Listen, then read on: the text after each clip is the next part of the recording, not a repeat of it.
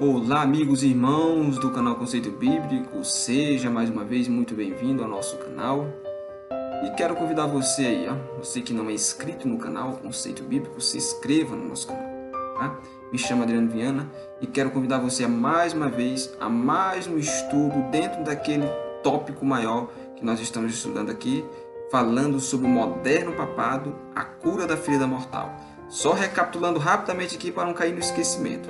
Nós estamos estudando, o capítulo 13 com o tema geral Apocalipse 13. Isso realmente poderia acontecer? Já estudamos aqui muitos detalhes sobre o Apocalipse 13, detalhes do capítulo, como detalhes também na história mundial que nos apresenta o cumprimento desse capítulo.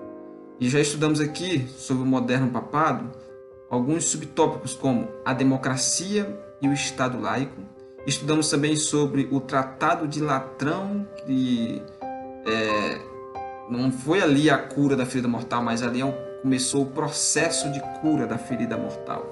E estudamos em 4 vídeos aí o tema a cura da ferida mortal, o Vaticano e a concordata com a Alemanha, parte 1, 2, 3 e 4. E no último vídeo nós estudamos a questão ali, o Vaticano,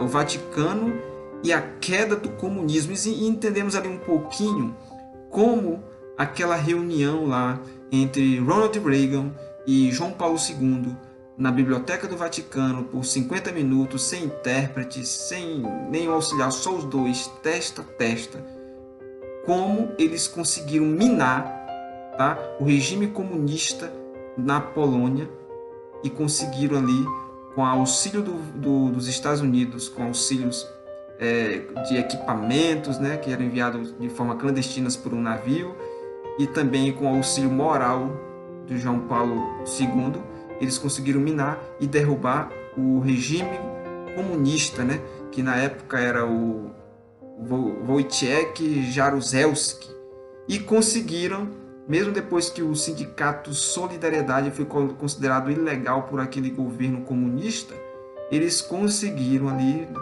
depois de algum tempo, com a visita de João Paulo II, falando bem lá do sindicato Solidariedade, eles conseguiram fazer com que o líder do sindicato Solidariedade, o Lech Walesa, eles conseguiram com que ele depois se tornasse o presidente da Polônia, Lech Walesa, porque foi novamente aberta a oportunidade para as eleições diretas, para que o povo votasse, tivesse o direito de escolha, tá?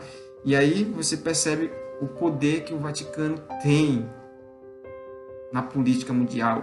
Ele consegue organizar movimentos sociais para tentar desestabilizar o governo com que eles não concordam, tá? Hoje nós vamos estudar um pouquinho a respeito do tema o Vaticano e o poder mundial. Vamos falar um pouquinho, um resumo geral do que nós já estudamos até aqui, em outras palavras, que uma das razões primárias pelos quais o Vaticano apoiou Mussolini e Hitler foi justamente a feroz oposição dos dois ditadores ao comunismo. Os dois ditadores não concordavam com o comunismo. Aí o Vaticano então veio e apoia Mussolini e Hitler, porque o Vaticano ele tem uma luta muito ferrenha contra, ou tinha, não sei se hoje tem ainda, uma luta muito ferrenha contra o comunismo, pelo poder mundial, tá? E aí eles apoiaram aquele governo que eram também contra o comunismo, que era Mussolini e Hitler, que eram um governo justamente fascistas. No entanto, embora não tenha negado o auxílio ao nazismo e fascismo, o papado acabou sendo desfavorecido com essa união. Por outro lado, quando o Vaticano se aliou aos Estados Unidos, ele teve sucesso. O acordo entre o Vaticano e Washington acabou vencendo o comunismo na terra natal de João Paulo II, que era a Polônia.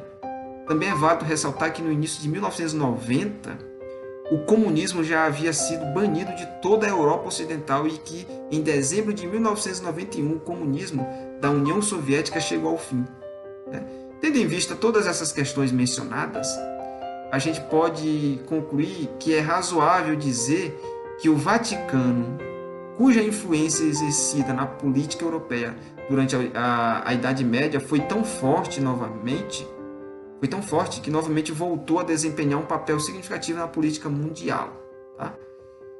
E nos vídeos anteriores eu citei 3 exemplos sobre o envolvimento do Vaticano com a política. Tá? E esses envolvimentos são apenas alguns exemplos de muitos que eu poderia citar. Há muitos outros exemplos. Por exemplo, nós vamos ver para frente ainda, e você verá para frente nos próximos vídeos, algo sobre o atual relacionamento entre a Igreja Católica e a política norte-americana. Tá? O envolvimento católico na política no século XXI, nós vamos ver também para frente, que difere significativamente da política de poder da Idade Média. 1000 anos atrás, a Igreja não tinha de se preocupar muito com a opinião pública. A Igreja Católica não tinha muito de se preocupar com essa opinião pública. Existia sua influência política entre reis, imperadores, favorecendo ali quem mais parecia ter probabilidade de realizar as ambições acariciadas pelo papado. E, em contrapartida, o Vaticano atual tem de cooperar com as democracias, algo que eles fazem, mas não é muito do gosto, né? Eles têm de cooperar com as democracias e inspirar movimento entre o povo. E já demonstrou ser hábil em trabalhar com as modernas realidades políticas que passou a ser novidade para o Vaticano, porque eles lidavam com reis e imperadores e muito bem, obrigado, né? E assim como o era ao lidar com as questões políticas de 1000 anos atrás, ele consegue lidar também com os governos democráticos.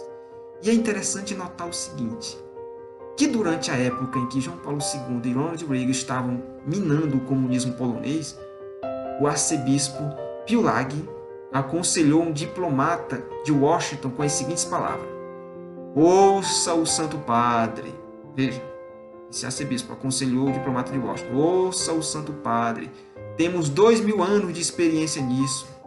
E o boletim online, publicado por Strafford, declarou: os papas sabem como exercer a política do poder. Vimos também nos vídeos passados e expliquei por que nós, adventistas, entendemos que a besta do mar representa o papado. Né? E com base nessa interpretação, eu apresentei algumas conclusões sobre o papado no tempo do fim.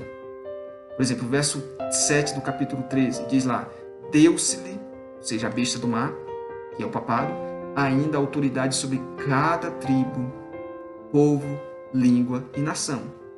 Isso significa o seguinte, significa que o Papa, ou papado, exercerá influência política sobre o mundo todo.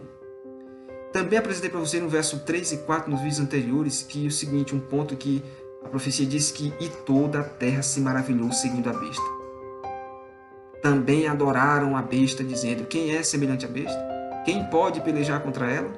Em outras palavras, isso quer dizer o seguinte, meu amigo, que o mundo reconhecerá a liderança espiritual do papado e lhes prestará homenagem. E também apresentei em vídeos passados também, que, analisando o versículo 7 do capítulo 13 de Apocalipse, que diz lá que foi-lhe dado também que pelejassem contra os santos e os vencesses.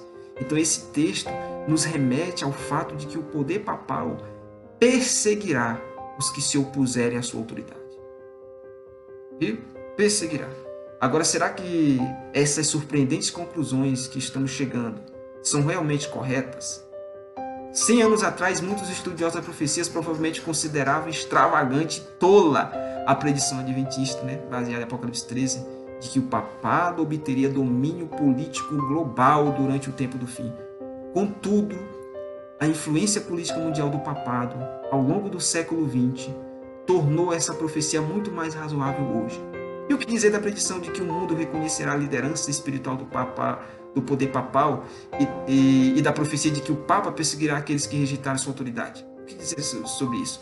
Pergunto, será que isso realmente poderá acontecer? Então, para responder essas perguntas, nós precisamos de um pouco mais de informação que nós vamos dar nos nossos próximos vídeos. Valeu!